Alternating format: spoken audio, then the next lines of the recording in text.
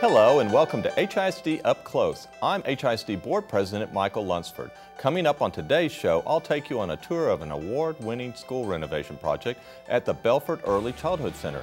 Then, new HISD Board Trustee Rhonda Skiller-Jones stops by to talk about some of the exciting things happening in her district.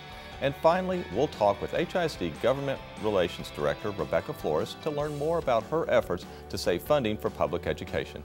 That's today on HISD Up Close, and it begins right now.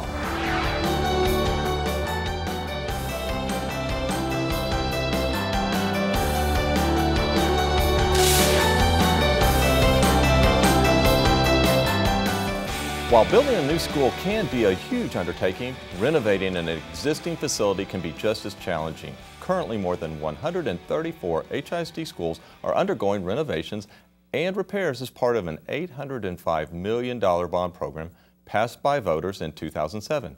Recently, I had a chance to tour a successful renovation at the Bellfort Early Childhood Center. Take a look.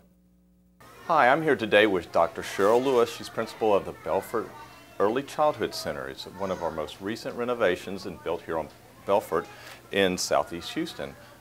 How are you doing today? I'm doing great, thank you. This is a wonderful school. The staff, the teachers, they're awesome. Our kids are great. The parents, they deserve an awesome place to work and learn, and now they have it. And you were telling me there's 400 students? We'll have about 400 students. And that's just in pre-K and kindergarten? Pre-K and kindergarten. You drop from a small area that has a large population. Yes, it does. What was here before? It was an alternative school for middle school. Before that, it was a medical facility. So it's been say. a lot of things. But if you look at it now, it looks like it was built for 4- and 5-year-olds. That's great.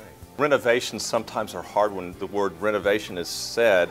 A lot of times it's ADA compliance, things that people don't really see, but this is a true renovation. You took the building and you made it into something totally different. And it looks totally different. I have to say, I was a little disappointed when I found out this was going to be a renovation and not a new site, but having an opportunity to work here before, I can see what they really accomplished and it's so different. It's so different. Some of my favorite parts of the building are the outdoor classrooms.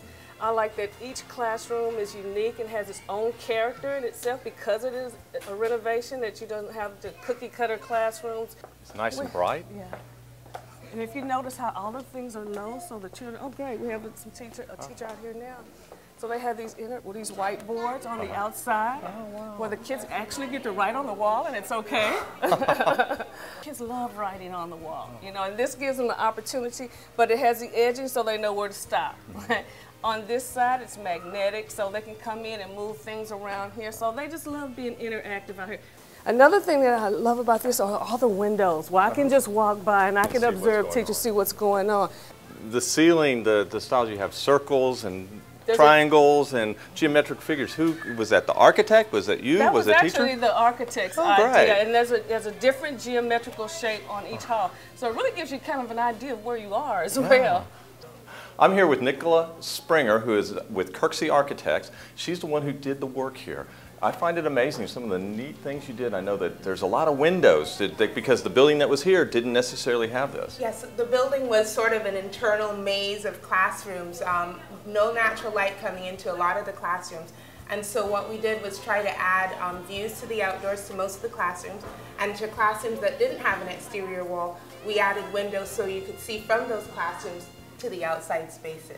Learning happens in every place, hallways, outside, inside, and so we wanted to make every opportunity for learning to happen in this building. Right. Tell me the similarities between designing a new building and just doing renovations to a whole.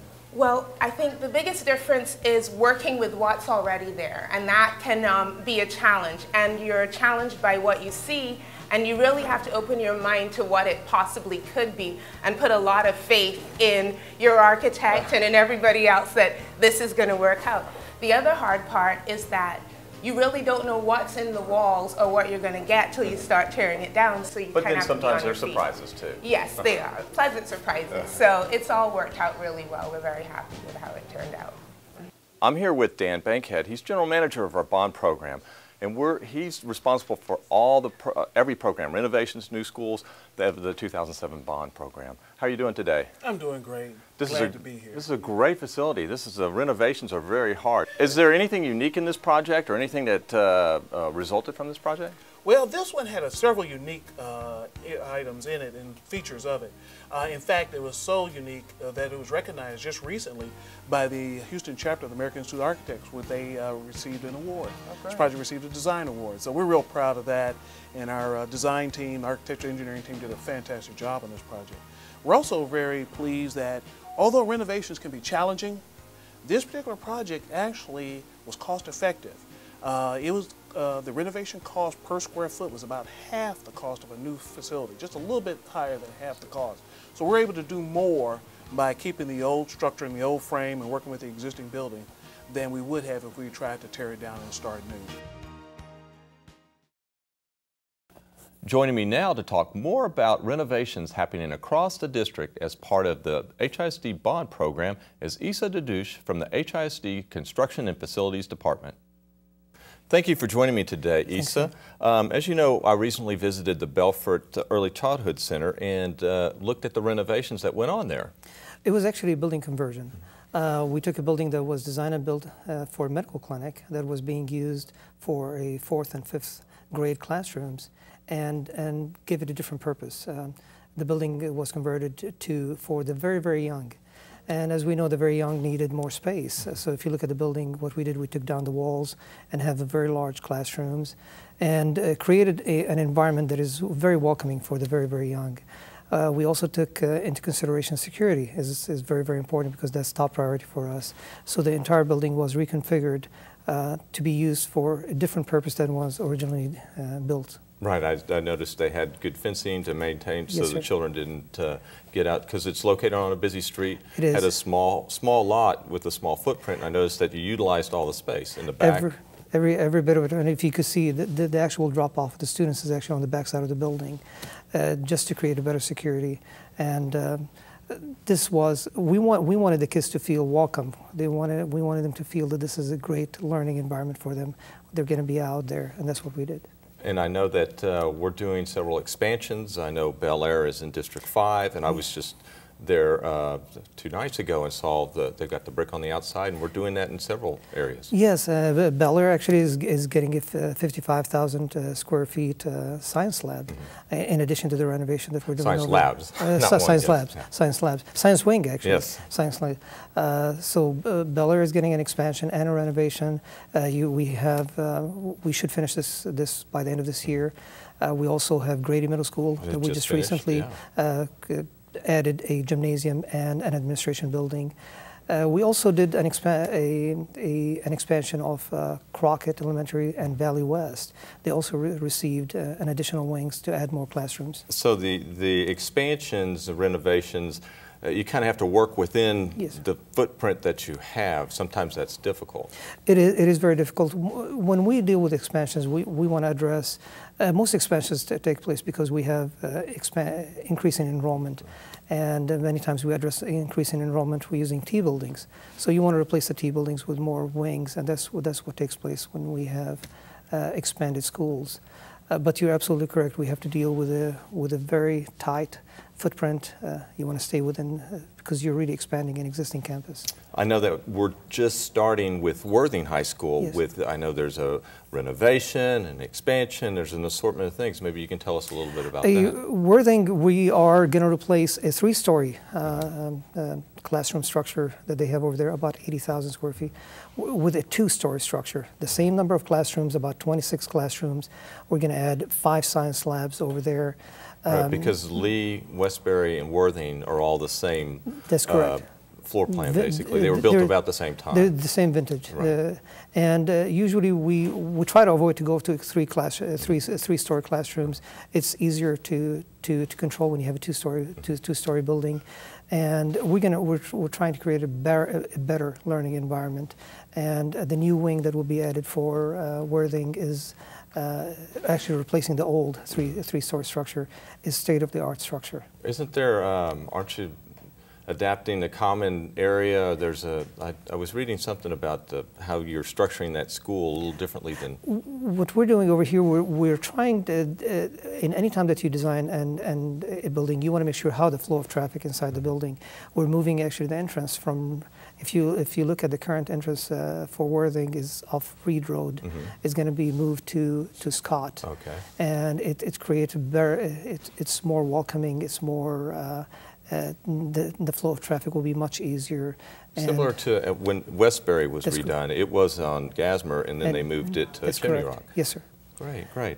How does HISD come about deciding whether or not a school should be renovated, expanded, or just replaced altogether? Well, when it comes to expansion, it's you want to ask the question: do we have T buildings? And T buildings address increased enrollments, but they're T buildings. Right. They're temporary buildings. But I have schools that the temporary buildings have been there 30 years. And because of that, the maintenance cost of maintaining a T building is very costly. On top of that, it's not really a good learning environment. We would like to replace those T buildings and have wings, or maybe added wings, to replace those T buildings. And I know energy efficiency is not very good in a lot of those T buildings. Absolutely. Especially the older ones. Actually, they consume the highest per square foot. Now, to the other question that you were asking, when do we make a decision whether to renovate or replace a facility? There are two areas that we look at. One is the facility condition. And an older building or the structure may be excellent structure, but the average age of many of our buildings are actually over 40 years old. So you want to look at the condition of the building, and if the renovation cost is about 60 to 65% of the replacement cost, you want to make a decision to replace that. So about 60 to 65%, if that's what it costs to renovate. Repair or renovate, then it's much more economical to just replace it. Absolutely, because your operation and maintenance costs over the life of the building is much reduced when you have a newer building with more efficient systems. Okay. Now, also the second element that we look at a building, even if a building is in top shape, in excellent condition, you want to look at the educational adequacy. Many of these older buildings were designed and built for older standards. You want to make sure that your building doesn't meet the current educational standards that we have, and those are some of the criteria we look at. What I'm really curious is, you know, a lot of comments I get is, you know, people make the comment, wait, you spent how much on the renovations at my school? And they don't see any major changes. So, you know, sometimes it's behind the walls, up into the ceiling, you know, the air conditioned, there's a lot of expense goes in. Maybe you can explain a little bit more. In the 2007 bond program, we promised that we will do 134 renovations. And what we discovered, at least, that many of these renovations are above the ceiling, behind the walls, the things that a layperson will not see. Or ADA compliance, you know, American Disabilities Act, or code changes within the city. Or bringing it up to code, correct. But they're not the things that really, when somebody walks in and say, what are the changes? We're changing that. We're changing that. We're starting to address right now the common areas. So when a student comes in, they can see the difference. That the walls are more painted. The carpet is changed. In addition to the needed renovations behind the wall, above the ceiling, that are critical, to keep the building operational. But we agree with you. The majority of our renovations is actually mechanical, electrical, that people don't see. And it's expensive in old very buildings. Expensive. That's correct. I really appreciate you coming Thanks, today. sir. Thank you so much for your time. Thank you, Mike. Coming up, she was a full-time volunteer at HISD for over 20 years, and now she's taking her efforts to the next level by joining the Board of Education. We'll talk to Rhonda Skillern-Jones next when HISD Up Close returns.